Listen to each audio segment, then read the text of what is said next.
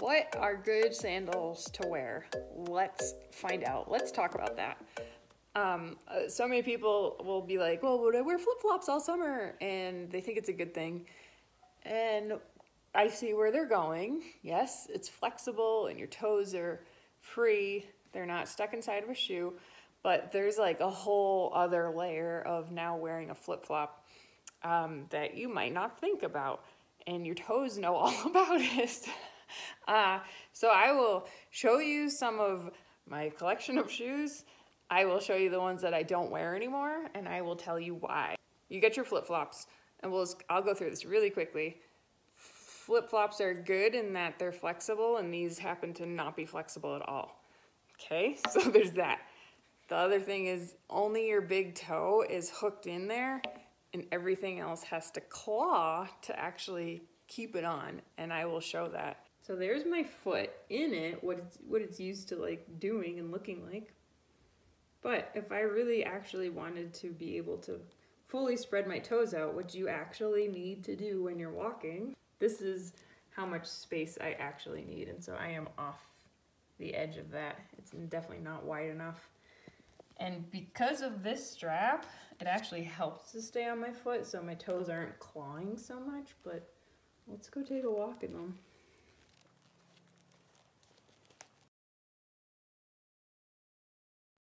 So this is kind of like a similar shoe where my foot just slides in. It's basically a flip-flop. And this is like not flexible at all. So things for you to take into consideration. Also, the toe box you want to look at, even though you're like not inside of a shoe, you still need a wide toe box for your foot to be happy. This is not wide. Here's this guy, clearly way too narrow. Like my big toe is over the edge and I'm not even trying to splay my toes. This is kind of like the shape of my foot after years of wearing shoes. And so if I wanted to actually splay my toes, that's what would happen. Right there. See what happens? Those are my little toes clawing down to keep the shoe on. If I didn't do that, that's what happens. By the way, I don't really wear these much anymore. I mean, like, I don't know, like less than once a month. I might break out one of these. It's gotta be a special occasion. So obviously this has a little heel, and I know some people might roll their eyes at that for me even calling it a heel, but it's still a heel and it's still dropping you down, and it's gonna create pressure all along your MPJs, those joints at the base of your toes. There's that, and then this is like a super narrow toe. So you're gonna be stuck inside here, obviously, right? You don't have room to actually push your toes away from each other. You're still inside of basically a little booty. Just because your toes are showing doesn't really mean much. And that's actually pretty flexible. You can see the difference. Not a cute shoe anymore. I'm trying so hard to pull my toes apart, and you can see them pressing down. These guys, this is a fake Birkenstock. But any Birkenstock is like, man, I wish they'd make their shoes flexible. But they don't, and that's unfortunate. Like this is not going anywhere. So your foot can't adapt.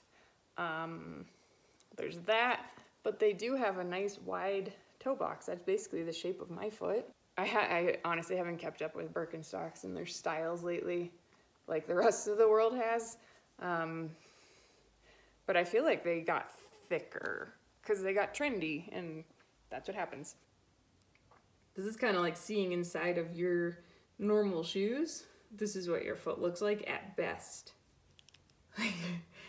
Here's my toe trying really hard to get outside.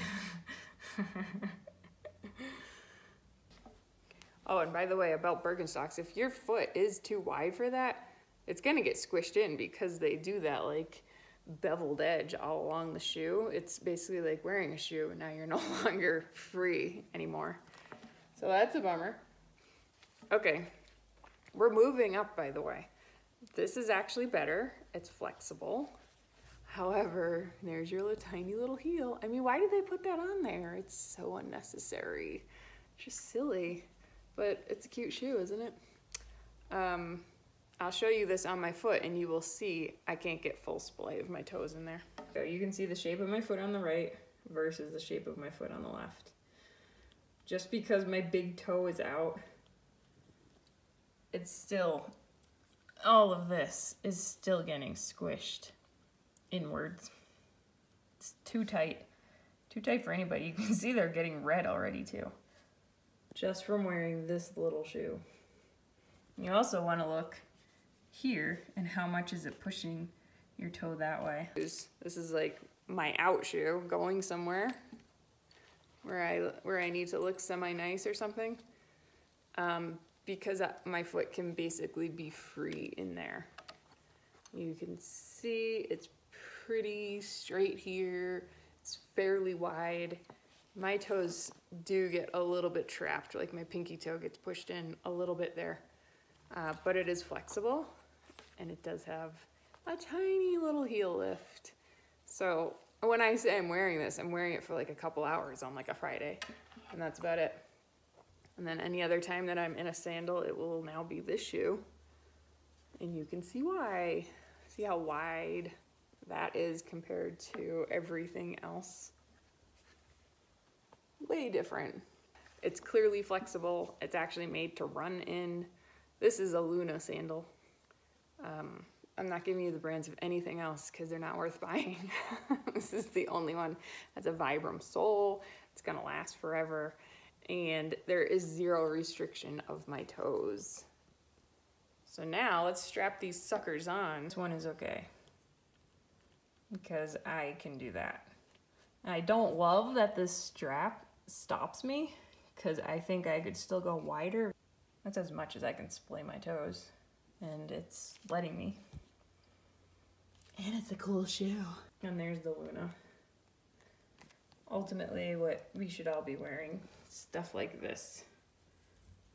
But they have all different styles. They have like casual styles, or more like trendy styles, I guess, fashionable, versus trekking around and hiking. Cool. So hopefully that made more sense in demonstrating like what exactly happens with your toes when you're in sandals, and how just being in any sandal makes a huge difference. That it's not just about being in a sandal. It's about like the kind of sandal that you're in, and also even the difference between flip-flops and slip-ons. You could see that just by having this like little added bit of strap of support actually helped my foot to stay inside, and so I didn't have to claw down as much as I did with just like this guy, the full slip-on. And this is even more slippery, so it's like even harder to keep my foot inside of this shoe. But I used to really like it. Oh, I should give these away.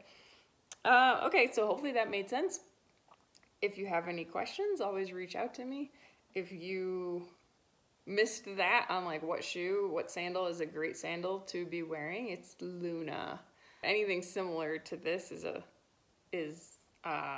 we'll say doable. It gets a pass for a couple hours once a week. Otherwise, stick to one of these and stick to your barefoot shoes that you already have.